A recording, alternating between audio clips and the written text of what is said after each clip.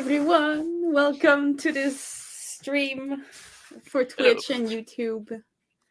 Um, my name is Mel, or also Marie-Ève, because that's my actual name, or Z Birdbrain, depends if it's my secret identity or not. And thank you for Janelle, who's handling everything in the back. So if there's problem, it's her fault. If we have technical difficulties, we might, sometimes lose sound or something. But everything will be solved in case you guys are worried. And today I am joined with someone really cool, and his name is Greg, and I'll let him introduce himself to you guys. Yay! Hi there, everybody. I'm Greg. I go by Gregzilla on the internet, and I'm a 2D animator, mostly working in Toon Boom, and I do things such as I work on Spindle Horses shows like Helluva Boss, and I've done work for Smiling Friends and Monkey Wrench and some video game trailers. And yeah, today I'm going to be just kind of hanging out and doing some cool Toon Boom things for everybody. Beautiful introduction.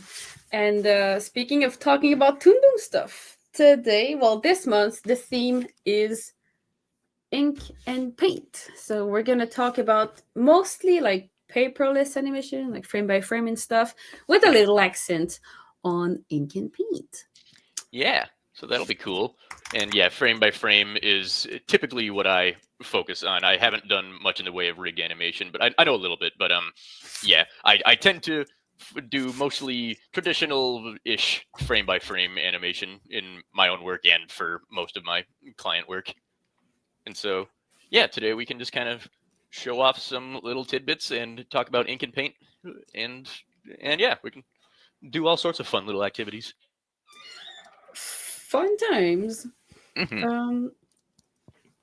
Oh, okay. I was trying to get on the stream for the comments, but it was not loading. But now it's fine. Okay. Okay, good. Speaking of stream, little boring reminder I have to do all the time. Stream etiquette. So remember, we're here to have fun. So don't be mean, or we're gonna kick you out. Yeah. You are allowed to ask any questions you want as long as they're relevant to the subject. And of course, we are not going to break any kind of NDAs for you guys, so don't ask anything about secrets of the industry.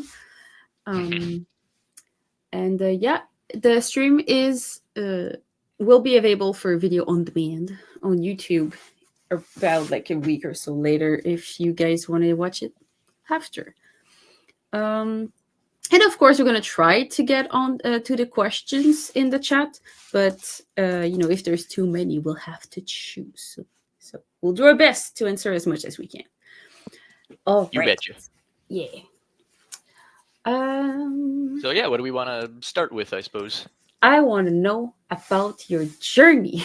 My Take us on the journey. journey. So can you talk to us a little bit about like your journey learning animation? Because everybody's got a different story, and also an important thing for anyone watching. Whenever we ask this question to someone, it's important to also understand the context, like when this happened and stuff. So learning animation today might be a lot different than being able to learn it like back then. So Mhm. yeah, what is your little journey learning animation? So I started learning animation when I was pretty young. Like 11 is when I first got my hands on some animation software and started really just doing very basic, very very childish things, but just copying animations I saw on the internet, basically just video game parodies, just doodling very silly little things. You're doing video game sprite animations, like as in taking sprites from video games and animating them, just like copying what Yeah, cool I things did I've that seen. too. Yeah, it's a lot of us went through that phase, and it got us into animation in a very fun and nerdy way. I bet watching Newgrounds stuff as well. Oh yeah, yep. Newgrounds was a big place for like, oh look, Mario's fighting Sonic, and they're doing things that they're not allowed to do in the game. Like Wow. I found some old like school books and agendas that I had from like elementary school and high school, and like there is replicas of Ego Raptors drawing all over the place. Like I Oh yeah. was I was drinking that stuff. Yeah, it's yeah, there's all sorts of really just fun memories from those days of just seeing animation kind of come into existence on the internet, because we were kind Yeah. of the age for seeing like know people making anything on the internet to one day, okay, people are starting to like pop up here and there being creative, making Yeah, cartoons. it And was such then, a cool yeah. thing. And like fast forward to now where it's like, oh, now we have literally people making entire actual TV shows basically on the internet that are That's crazy full when you production, think full about it. quality.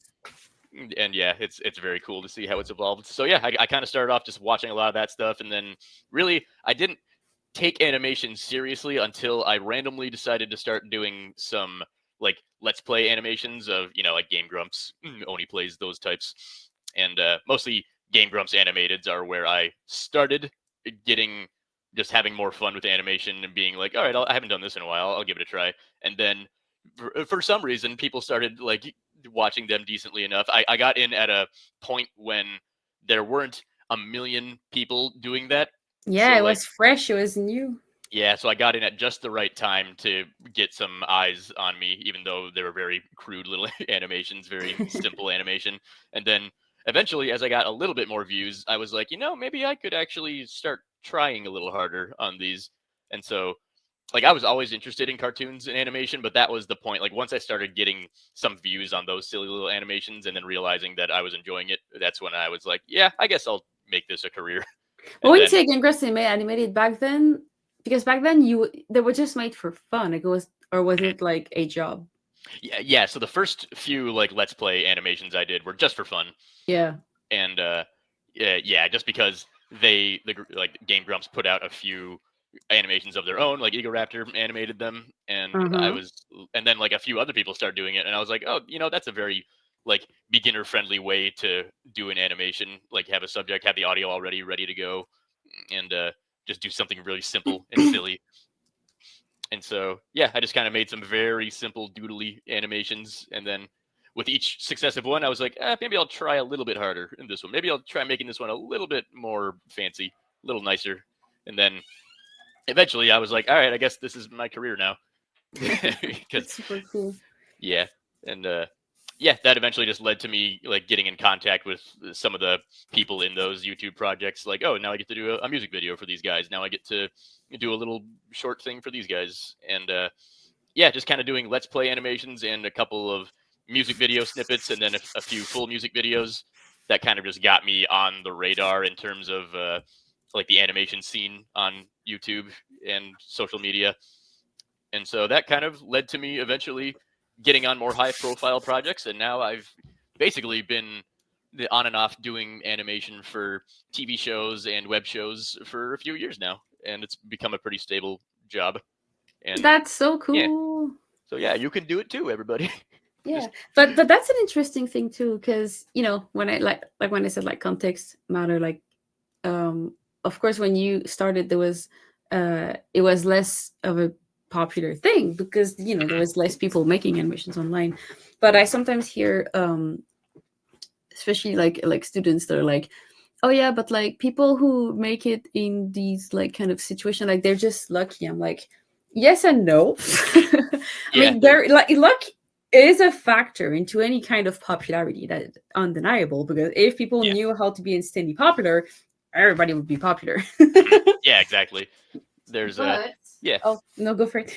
yeah. I was just gonna say, just adding on to what you said, like yeah, it's not pure luck, but luck can play a factor. Like I was lucky that I got interested in animation at a time when there wasn't as many people like doing the same thing I was, and so it was easier for me to get an audience. And like if someone was doing the exact same thing I did like 10 years ago to get like some recognition, it would be a lot harder for them because now there's so many people doing like what I was doing back Yeah. then. But the thing is that even if luck is involved, you gave yourself a chance at that luck game, right? Mhm. So um like what I'm trying to say with this is that um like guys, put yourself out there, like Mhm. do these little animations. It is not worth it is not worthless, like not worth it to do it. It is actually really worth it, Yeah. because like popularity doesn't come like in one day. But I don't know for you, but I also used to make like these little animations for fun, and also got hired after, so that's cool. Yeah. um But even if at first it was just for fun, the amount of stuff I learned doing those is incredible. So um, yeah, Yeah, there's for sure. always more to the thing. So it's not just about getting picked up. It's also about learning a lot of cool skills that are going to serve you once you get picked up. Yeah, absolutely. Like you can uh, really just do a lot on your own and like trying out things, just having fun. Maybe look up some learning material on your own time. Try and just brush up on your own skills, and then yeah, you can just kind of gradually build up your skill set, and that'll just make you all the more likely to find work in the industry. Yeah, because now today we're talking about ink and paint, Mhm. and that's what you're doing now. It looks amazing. Thank you. But in your day to day, usually you are more of a rough animator. You do the rough, Yes. and then it gets handed down the pipeline. So we're gonna come back to this, but what I want to get into as well is that when you do these small tidbits of animation, well, when you did these small animations or like these like engrams project or video project, oftentimes you are hired on your own, and of course you can delegate, but that's it's not always, you don't always have to. You can just do everything yourself. So by doing these small projects, yes, you nailed the rough animation, but you also had to do your own ink and paint and your own compositing. So you learn to be very resourceful doing this, because there's so many students that are like, oh, I only do rough animation, I don't know how to clean up. And I'm like, pick up these small little projects and just learn. Yeah, Just you do can it. literally do like a 5 second animation or shorter, and just like that's a good way to practice other things besides just rough animation. Because you don't want your first time doing compositing and cleanup and everything. You don't want your first time on that to be a On the solo job. project that's 3 minutes, yeah, or on the job. But like, yeah, you just do a really tiny little animation, or just like a loop of a character just bouncing up and down or something, and yeah, then you can really just try learning about what goes into ink and paint, and like what kind of different styles there are, like what kind of tools you can use, and yeah, there's a lot to Oh, but learn from doing other parts of the process for sure. you raise an interesting point too. So by saying like small, like five, like small animation, like 5 seconds or something, and I think that's an important point maybe to put emphasis on. Mhm.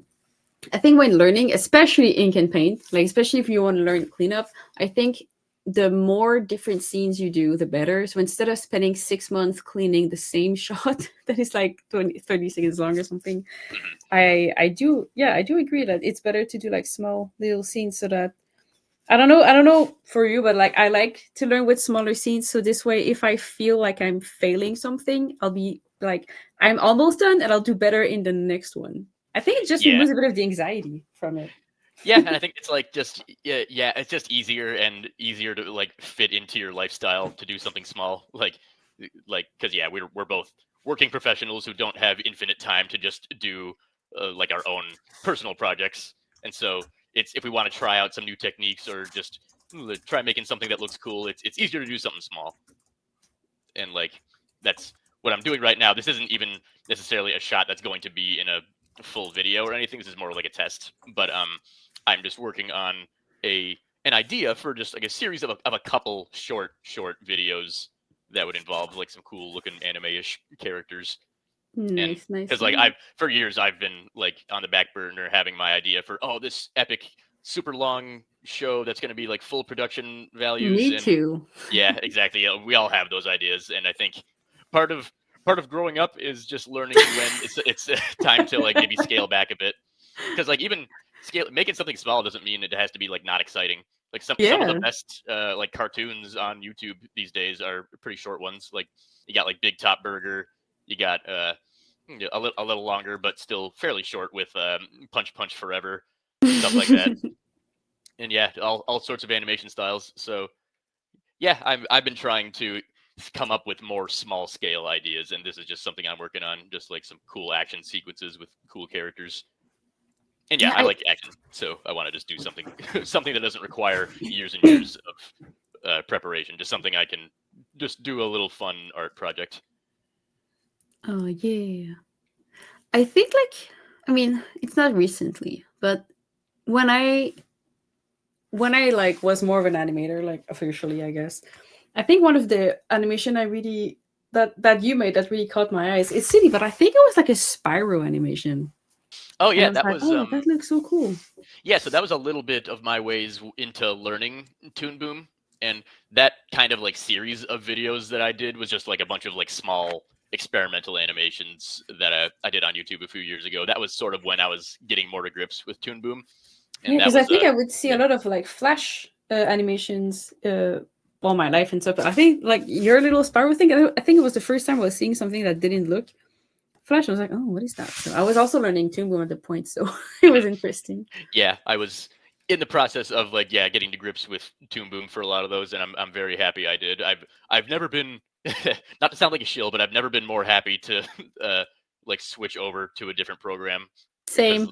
yeah, like yeah, man, I very much appreciate all of Toon Boom's just quality of life features and how drawing with all the tools feel good to draw with, like vector brush, vector pencil, bitmap brush. They all feel good. I draw the lines with these things, and I'm just like, yes, I'm drawing. I'm not You're wrangling not a weird fighting program. against No, yeah, that's the brush.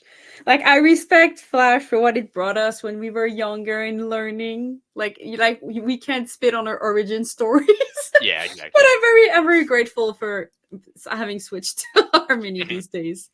Yeah, and it's just got a lot of great features that I am very happy to use in my daily flow. Just like even things like syncing layers, so the timing is the same between them, or just like Oh yeah. the light table, just stuff like that. Simple things that make it a lot more like a traditional, nice drawing experience. By the way, we have heard the request to get the light table on even when we play back.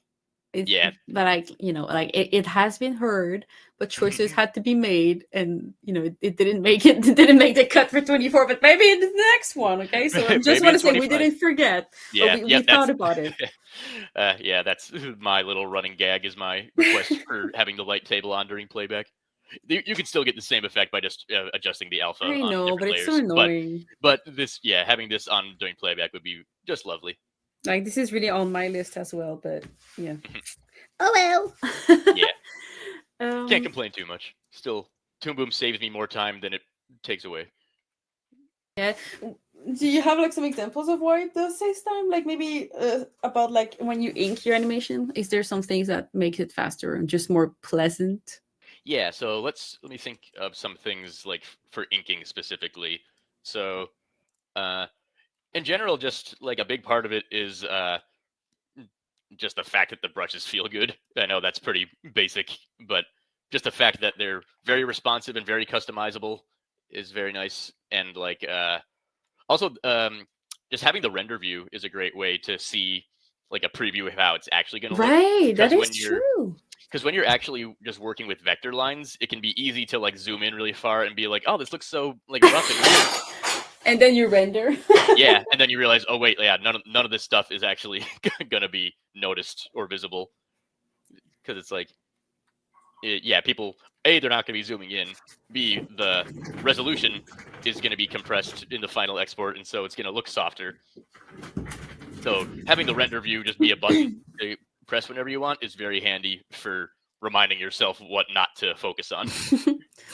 I think in that same vibe of idea, one thing I like when doing cleanup like this is to alternate. Like you can press on Shift and M to get your camera back, and then like if you zoom, for example, on the eye of the character, if you press Shift M, it's gonna go back to the real camera size, and if you press again, it's gonna go back to the eyes. So I like to, Yeah, if I focus, I can just like with one button zoom out and zoom in without fighting it. That I do like. yeah, I love that.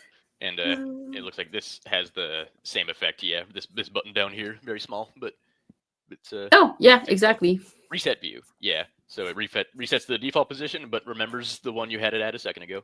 That's so sweet. I love Very it. And nice. just rotating, I see you rotating your screen a lot. Yeah, I'm trying to Um, remember not to do that too much so the audience doesn't get nauseous. oh, But but please do, because yeah, it's so important.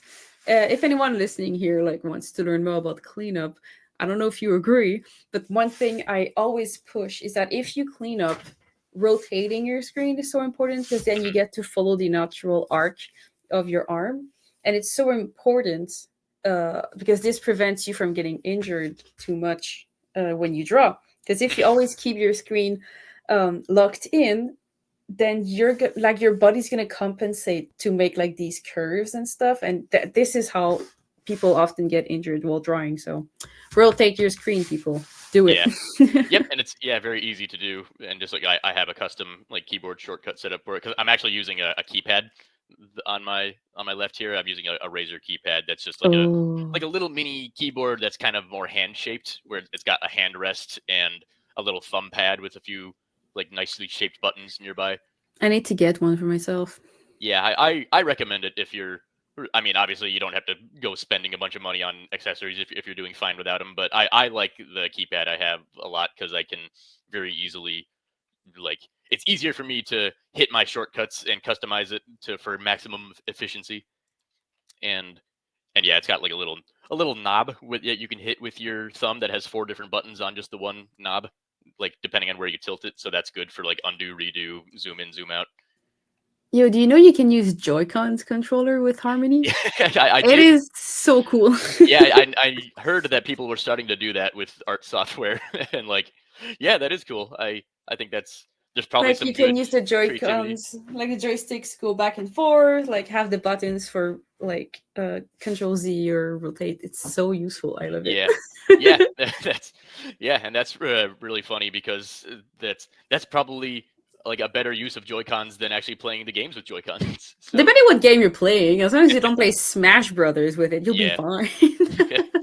yeah, it's yeah, it's funny that those because there's plenty of tablet like keypad accessories that are shaped kind of like Joy Cons already, so Right? it makes With the sense. price they cost, might as well give them another use. Yeah, if you're an artist and a gamer, then Let's you got go. two birds, one stone. um Earlier we were talking about like making these small snippet projects, and I know that you do a lot of work for other people because such is the Hmm. life as of an animator. But Oh yeah. what usually drives you to create your own little projects, like either this animation, or I know you've been working on your stories as well. Mhm. So I guess what drives me to make stuff like that is just still kind of the innate desire to make your own thing. Like I get to work on a lot of cool projects for other people, like their worlds, their ideas, and it's a lot of fun. But I think it's just natural that like yeah, you'd want to make something of your own that you can call your own sometimes too. And like I'm pretty happy being a cog in the system for my Oh career yeah, because it's like less pressure. It's still you got to do a good job, but it's like okay, I don't have to do literally the idea making and the drawing and the cleaning and the sound and you like get to interpret other people's um thoughts and stuff. So I think it's great. It's cool. yeah, and it's like there's a lot of skill to be learned from like learning how to draw other people's characters or other Oh people's yeah. styles. And so yeah, that's been a lot of fun just getting to work with other styles. But yeah, sometimes I just get the itch to make something of my own, and like a lot of times it comes when I'm watching something that I really like or playing something that I really like. Uh, I love like seeing cool action scenes in anime. I love seeing giant monsters, Godzilla type stuff. I Do love you sometimes watch them frame by frame like I do? yes, Yes. I go to the website Sakugaburu Yes, I quite a could bit. get com. Yeah, if you want to like look through just anime or other animation in general, but a lot of anime, there's just a site called Sakugaburu where you can just look up shows or artists or categories and just look at silent clips of anime and flip through them, and they're like categorized by what show they're from, what's in them, what kind of techniques are being used. Watching effects with this is Yeah, tasty. yeah. If you can just look up explosion, and Oh you'll yeah. just see like pages and pages of anime explosions, and it's a lot of fun. This It's is great so for just a good. quick kick of inspiration.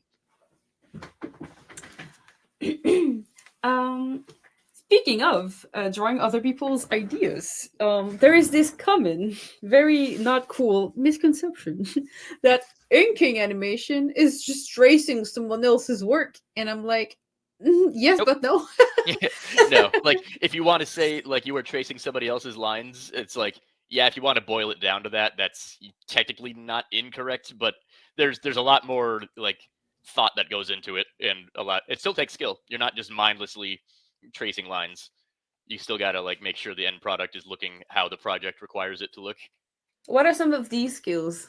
I know that when I think of inking, if I look at if I try to hire like good inker, or like if I just look at people's work, I think one of the first things that comes to mind is like the line weights, like Yeah. what you have there, to put more emphasis on the crunch in the face, the eyes, like, the line weight has a lot to do with it. So hmm Yeah, line weight is one of the biggest factors when it comes to what your final line art is going to look like. And that really depends on the project you're on, and you got to be able to like work within the parameters of like the style they're going for. Like, so for instance, this drawing that I'm doing for myself, I'm doing a lot of rough lines. I'm doing a lot of line weight variation. it I'm looks kind of just, good. yeah, thank you. I'm kind of just exploring the style as I go. I may or may not do a full animation with this style. Maybe make it thicker, maybe make it thinner. Probably thinner if I'm going for anime look. But like, then there's plenty of projects where cleanup will want you to do just uniform lines, which here I could find an example.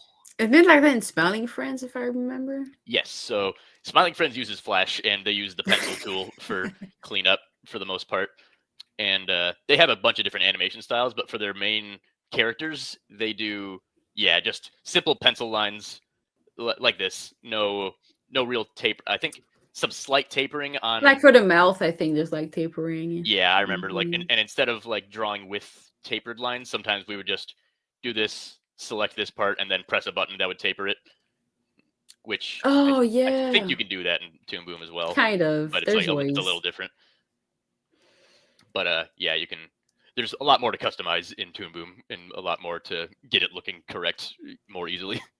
But at the same time, like, it works for Smiling Friends, and that's cool. It's just Mhm. that, Yeah, people have to remember there's so many different ways to ink something, or to work. So yeah, absolutely. And you can like different software has different tool options within the software. Like yeah, like if I wanted to make something that looks a little bit more like an actual typical anime, like I could use a very simple one size brush like this with no width variation, mm. and that would save time because I'm not thinking of as much about where the lines would pool and get thicker. But you also run the risk of it looking a little bit flat with where you could inject a little bit more personality. But but yeah, there's a lot to think about with cleanup because maybe if you have a lot of animation frames like a traditional Disney movie, you don't think as much about the line quality because it's all going to be so much motion that every single individual frame doesn't need to have perfect, super cool lines. But and then something like I don't know, like something like JoJo's Bizarre Adventure, where the animation is a lot more limited because the characters are so detailed.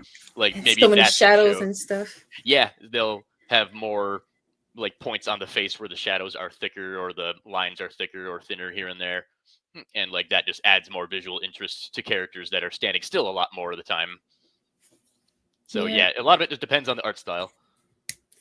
And at the moment, what technique are you using to clean up your animation? Because I mean, I know, but the Yeah. audience doesn't know. So can you describe what you're doing? Right. So I'm using the brush tool, so the vector brush tool that Toon Boom has, and I'm using a customized brush, the Greg Vector brush. That is, it's not that different from some of the default brushes. I just tweaked the pressure Uh-huh. sensitivity a little bit to be what I like to use. But so yeah, I'm just kind of as I'm talking, I'm just kind of doing this as like second nature as I can because it's like it's a little hard to like It really is think very about. hard. I don't know how you're doing it. I'm just kind of going on autopilot as best I can. But yeah. So what I'm doing is just kind of thinking about the creases and the like the main points of focus. So like the creases are sort of in the eyebrow meat, whatever you want to call it, and the eyes. The face is always where your eye is going to be drawn like automatically on a character. So that's like generally a good choice to put more detail and more polish into the face. And right now I'm doing just sort of line width variation, thinking about like what parts are touching each other, what parts are kind of floating. Like this part of the mouth is floating a little bit higher above the jaw, and so I'm making that a little thinner.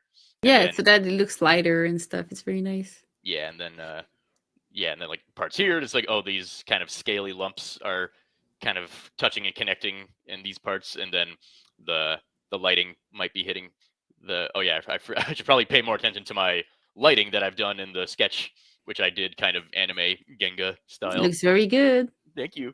It's always a rush of inspiration every time I see any Genga art like this, where it's just like the colored blocking of the outlines and shadows and stuff. It just something about it looks very like animatory. Appealing. Yeah.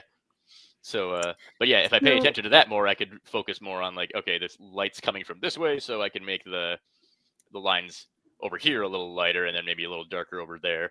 I do that too. I love doing that. Like the heavier line art where in the shadows and Yeah, oh yeah, that's very cool. appealing. So you're using a textured bitmap. So like it's basically drawing bitmap but on a vector layer. I'm wondering why do you prefer this over a pure bitmap layer? Well, this I is mean, actually I have a hunch, but I don't so know. this is actually just a untextured vector. So there's not a texture on this one, but there are textured vectors.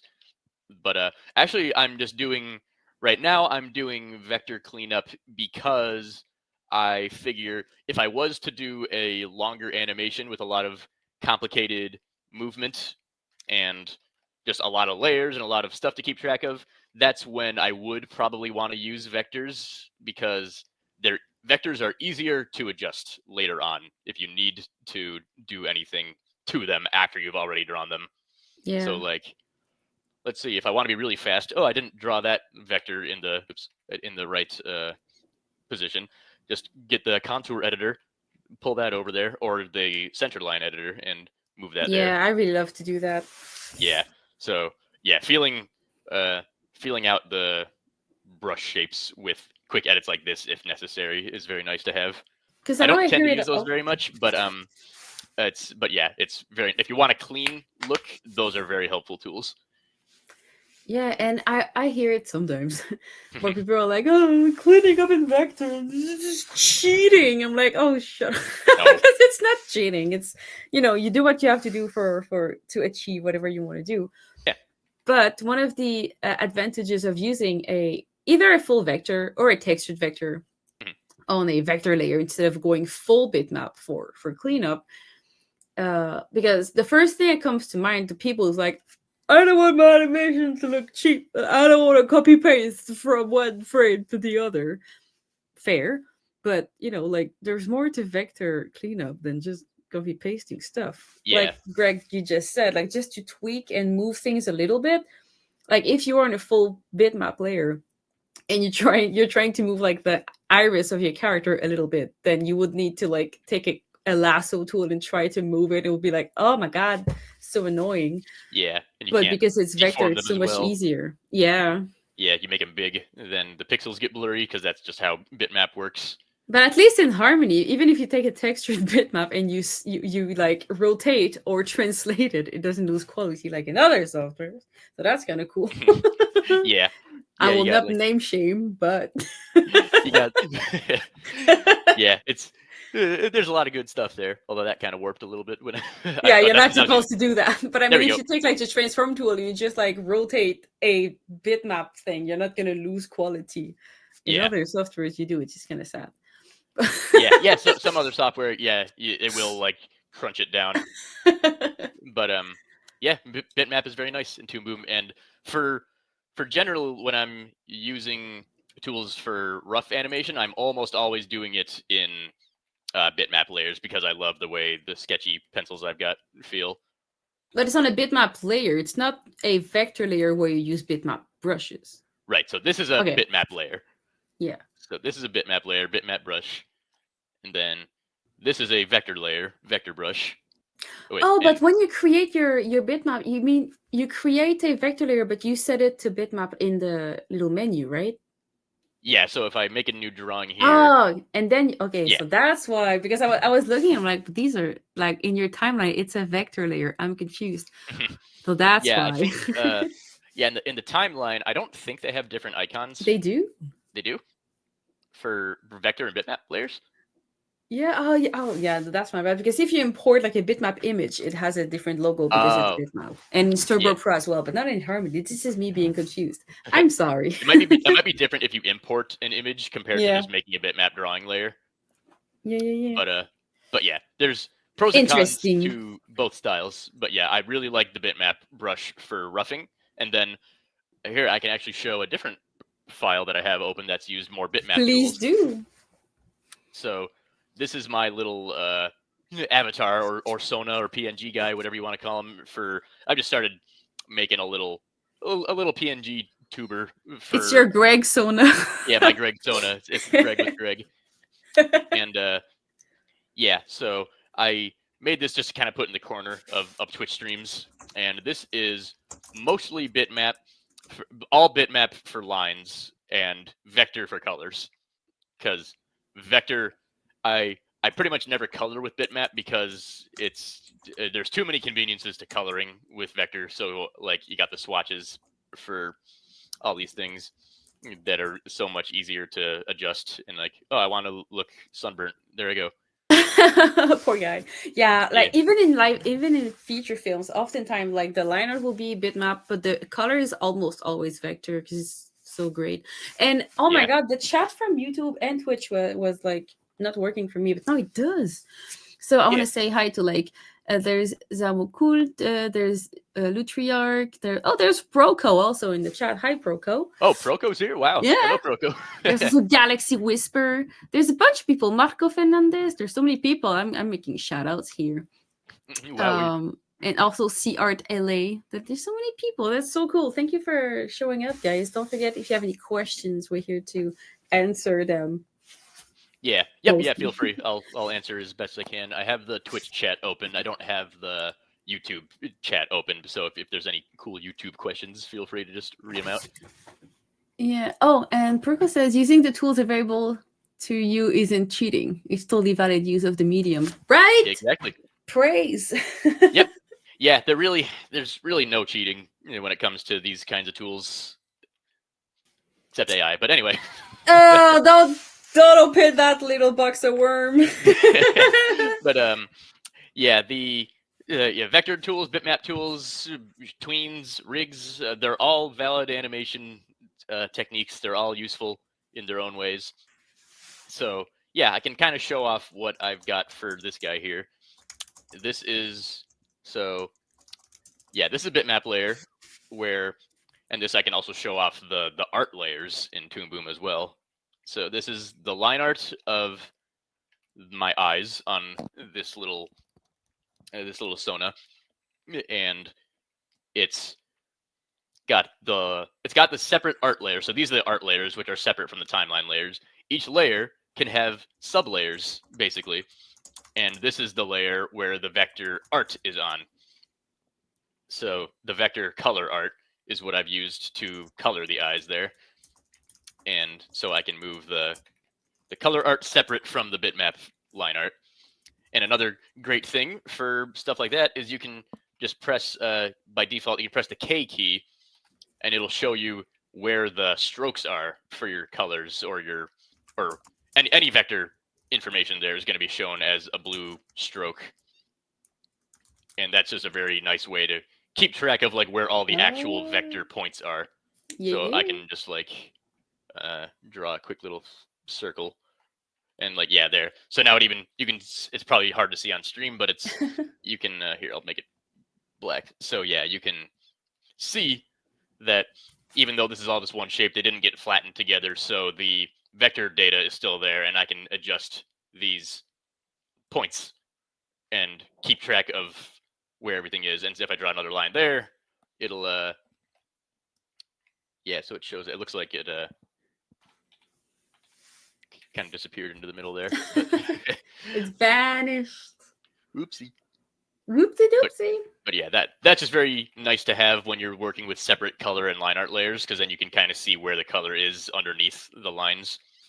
And I can show that off in some other pieces too. Like, yeah, here's the head layer, which is there's no animation happening on this layer. So like the eyes are separate layers, so I can animate them separately. And this layer is just same idea. You can press K to toggle on the vector points enough, but you can see kind of like the different blocks of color there. But I felt like sticking with bitmap for the line art because I like the way it looks, and it looks nice and pencil-y.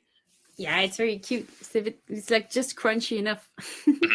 Yeah, and I like when animation has a little bit of a handcrafted look to it. I like a little bit of roughness in the lines. Mm-hmm.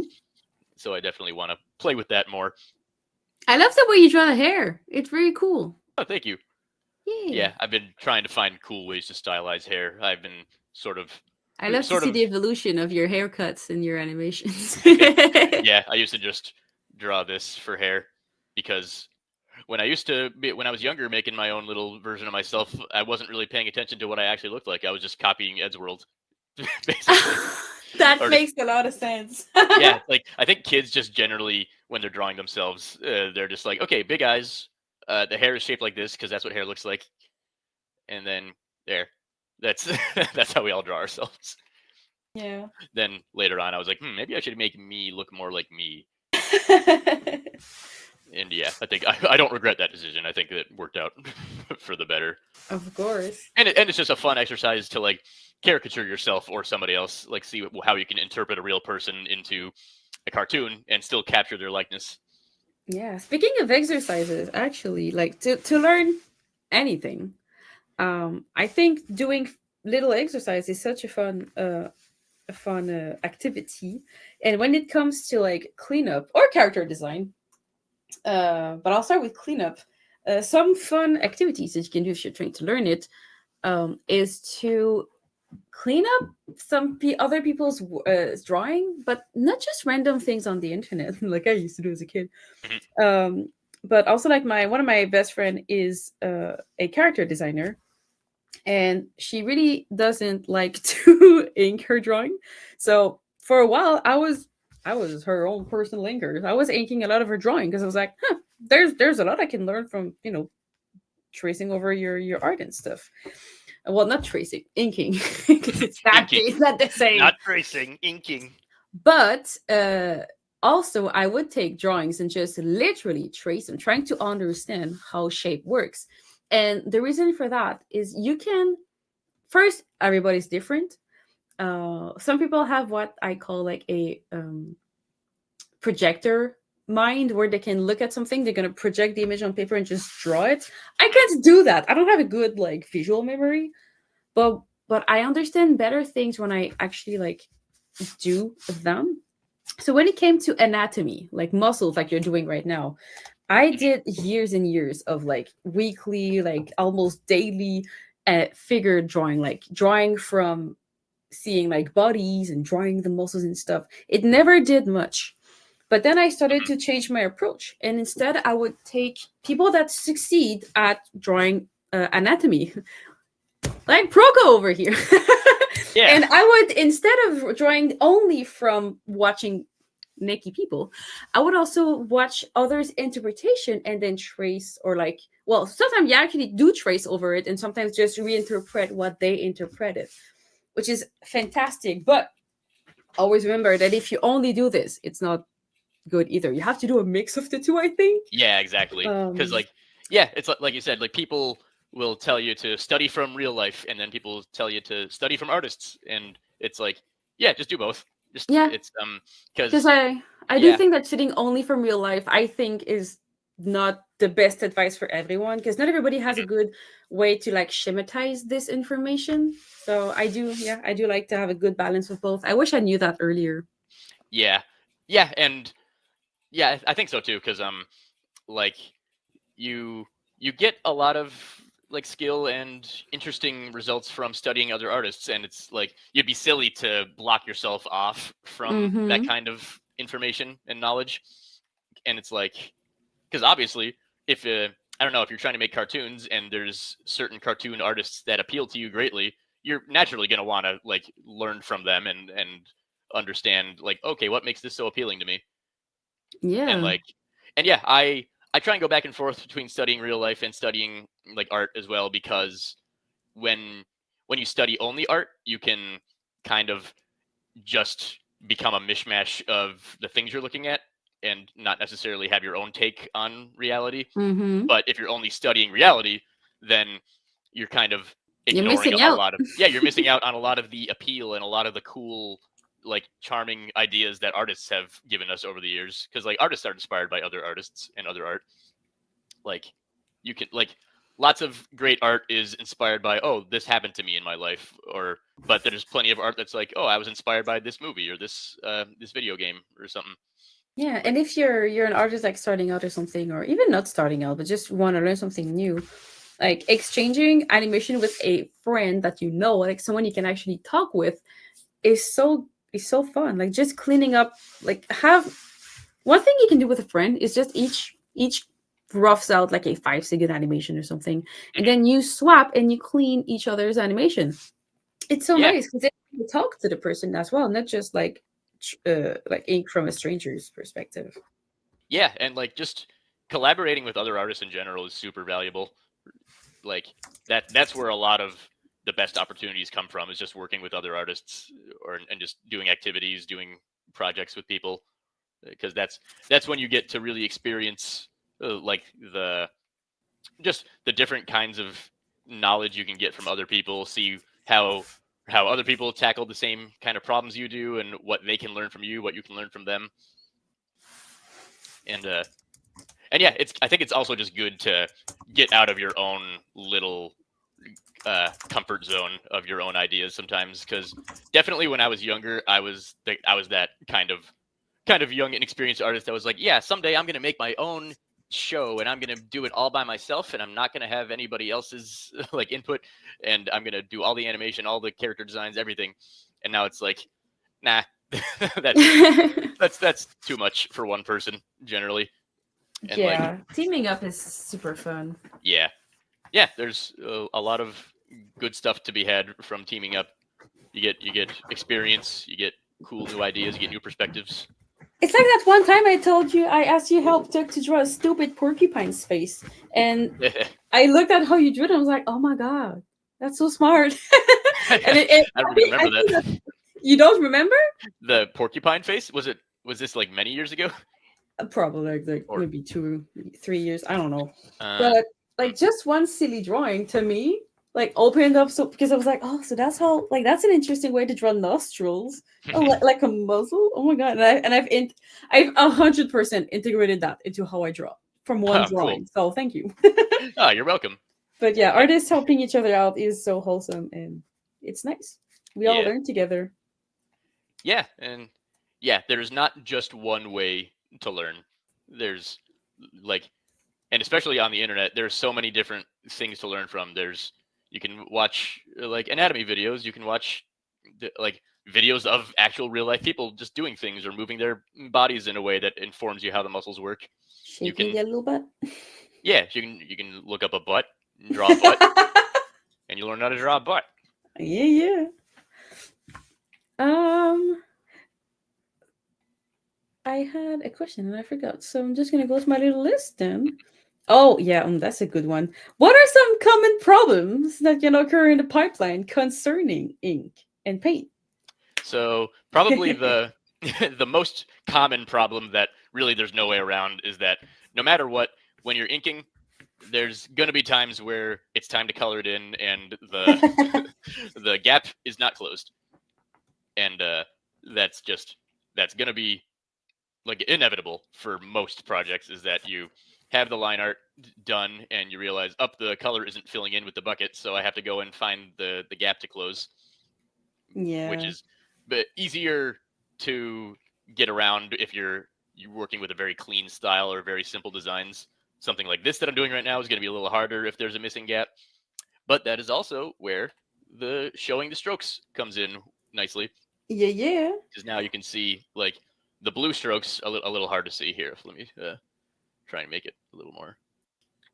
I Yeah, think there. it's more evident with like the pencil tool though, because I don't think they show Yeah, you like open gaps with the brush. Yeah, that would be nice for the future. right. But Yeah. Okay. So yeah, yeah, it's more for the pencil. so yeah, I'll just switch to the pencil for a little bit, and yeah, so the pencil tool handles strokes better, because the brush tool uses fills. fills Yeah. versus strokes, which is always like hard to explain without going into a lots of I words. have a video about it, so it's all Yeah, good. I'm just gonna link it. watch Seabird Brain on YouTube to understand what the heck I'm talking But I about. have a video specifically about that because I was tired of explaining it in support Yeah, tickets.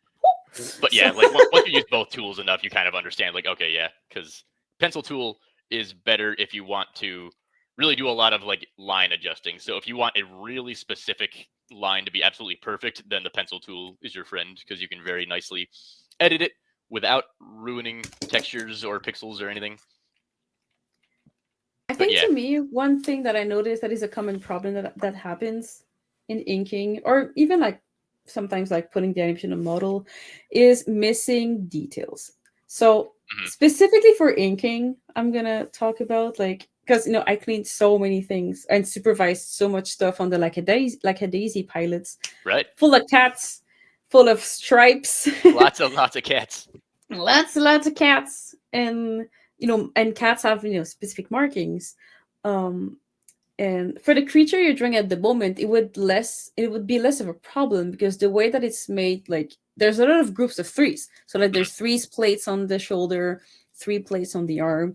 So mhm, this, as a cleanup artist, I could manage. But if you have like something with like a striped shirt or striped tail, that is something that I do know that when I clean up sometimes or color, it can get very messy.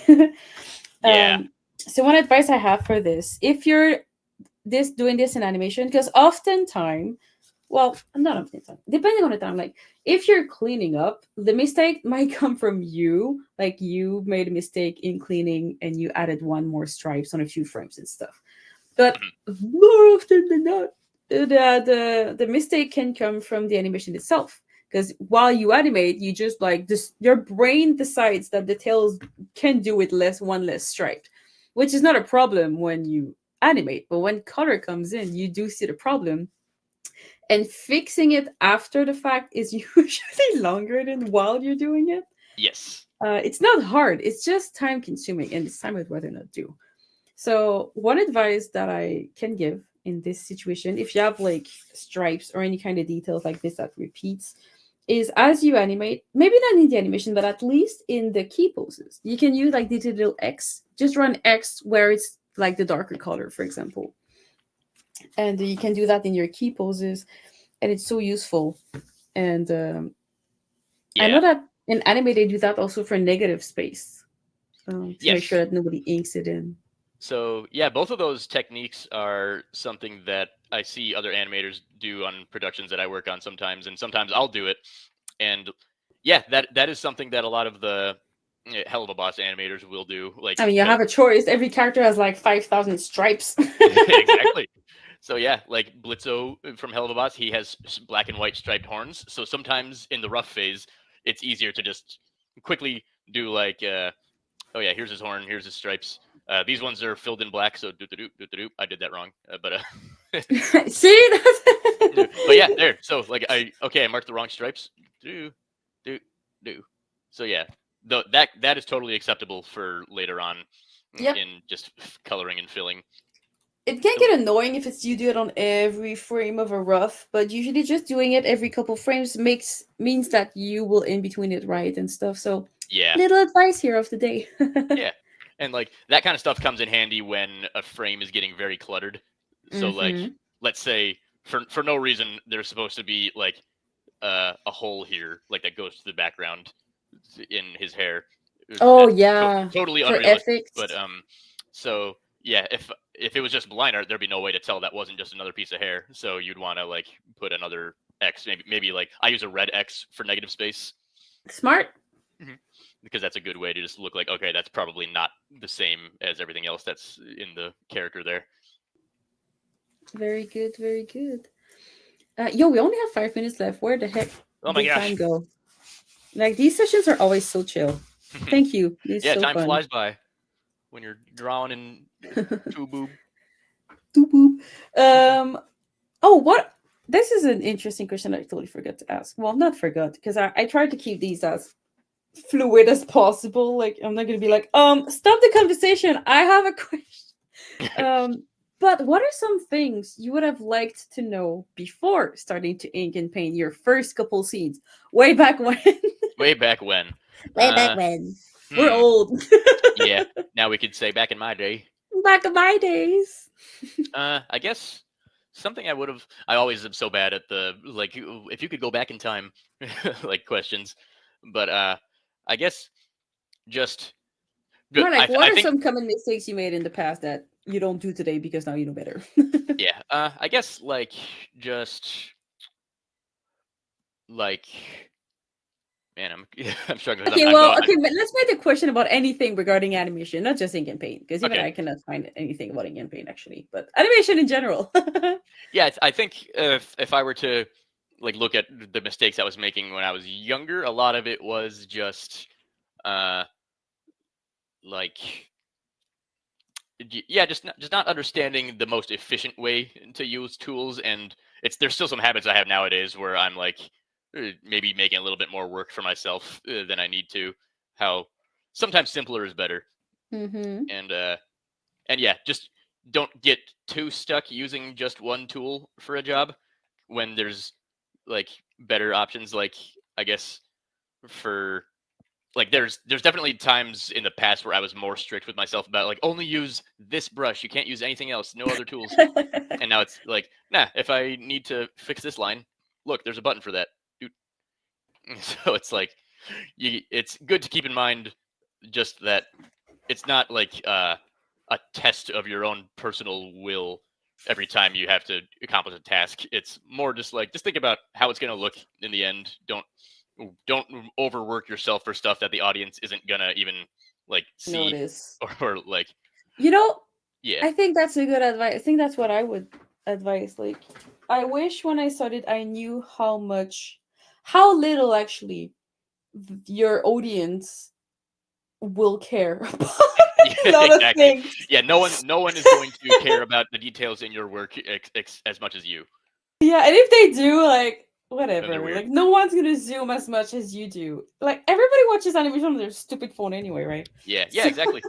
Yeah, and that's even just like a piece of advice is remember that like the stuff you're working on at this level is not as important as the overall picture. oh yeah, I Like wish I would have paid more attention like that in the yeah, past. most shows or movies you watch, they're gonna have tons and tons of weird little like wrong looking things if you But zoom that's in okay. and frame. But that's not how animation works. It's about the moving the whole image.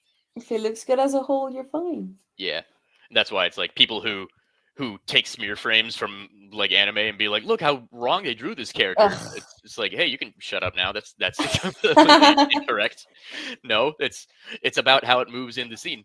You That's take not to your say you spray can't do bottle, it you go wrong. like, shut Yeah. Yep. Wrong. Wrong. Wrong. up. Because yeah, Uh, yeah, it's good to. I think that's just good for any level animator to hear is just step back and think about the whole like of the image and of the animation as it moves.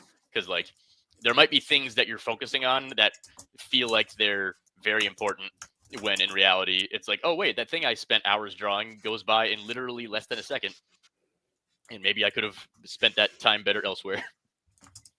mm-hmm. I think another thing that I wish I knew before was the select by color tool.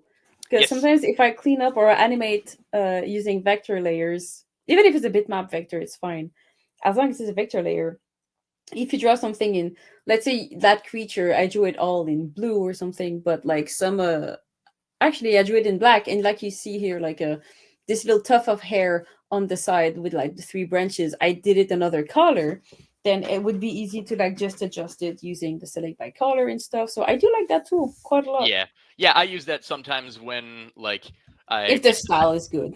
yeah, if the style is good and I want to like make an adjustment because usually for vector layers I try and keep them one color for like roughs and lines and stuff. Mm-hmm. But obviously you'll get lots of colors on like once you get to coloring.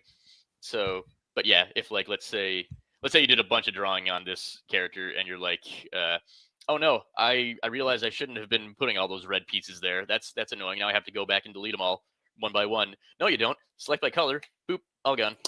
Like I used to do this a lot because I worked on Big Hero 6 in the past, and there was this blue character, let's say Fred, like he used to wear like this blue suit with that spitfire and stuff, and he had so many markings, so many spots. Hmm. So I remember like the spots I would group them by color so that I could just like nudge them and edit them a bit better, like small little things here and there, instead Yeah, of making like this all layer for it. So that was pretty cool.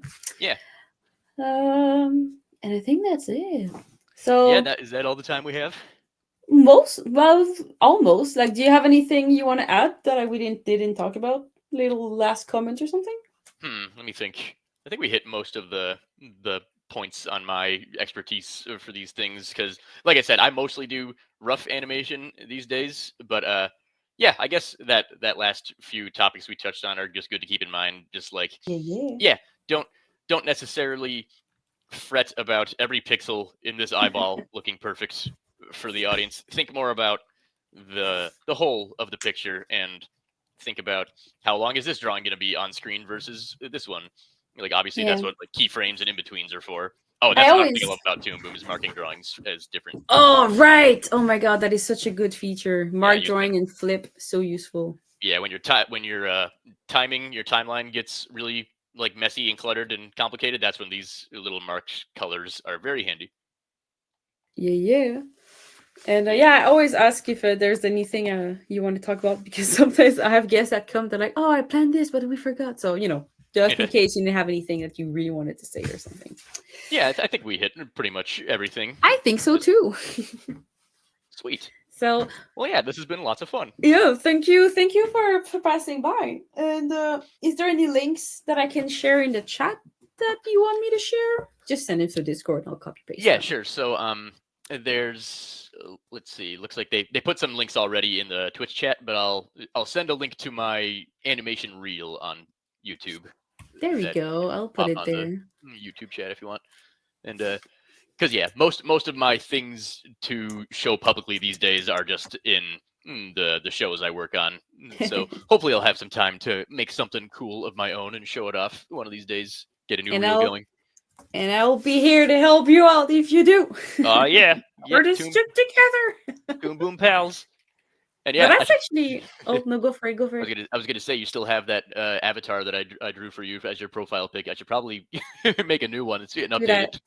I love it so much, and whenever I look at it, I'm like, oh, like a friend made it, so it Oh, just makes it even better. oh I'm shucks. corny like that. That's what art's all about. It's about making friends. Yeah, and even like little small snippet of like story, but for Gangrams, they have like there's like the bank of animators and stuff, and lately they've been trying to like they have work and stuff and we have deadlines, but I've seen like on our Discord server, like whenever someone can't meet a deadline, other animators are like, oh, we'll help you out, and I'm like, that is so freaking wholesome. Like Yeah. it was one guy who couldn't meet the deadline or was about to not to meet it and was like, if you need help like comping or animating anything, I'll help you out. And then someone else was like, I can help you with your boards and stuff. So cute. I love it when people stick together. Yeah, and that's one of the most valuable things you can take away from like any art conversation is just being a part of the art community is great, and there's so many supportive people that love helping each other out.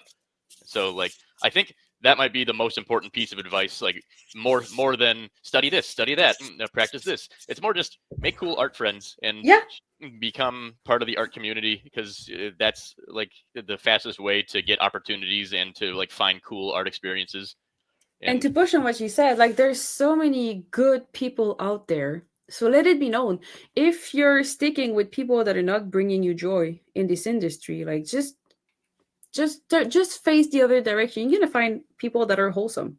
mhm. So, Yep, you know, there's you're not plenty alone of in there. plenty of great positive people in the art community, and it doesn't take too much work to find. Yeah. So yeah, just go exploring, go become part of the community, and good things will happen. Yeah, and if you want to join a community, I'll put a link to some links in the chat. I have my personal art community Yeah, there you go. linked to my YouTube channel, but there's also the Discord community, so I'm going to link both in the chat. And with that, I think we will be on our way. Do you have any last words? Uh, One word. drawings are cool. Drawings are cool. Drawings are All neat. right. Well, my last words is stay hydrated and take walks. Go walk Oh yeah, pygmies. everybody. Yeah, take a walk, stretch. I walk my Pikmins every day on Pikmin Bloom. All right. Oh, lovely. So you can check out our streams. We stream a few times every week. There's more information on the Toon Boom website on the community page. So go check it out and have a wonderful day. Yeah. Bye-bye. Bye bye. Oh, we said it at the same time. Wow.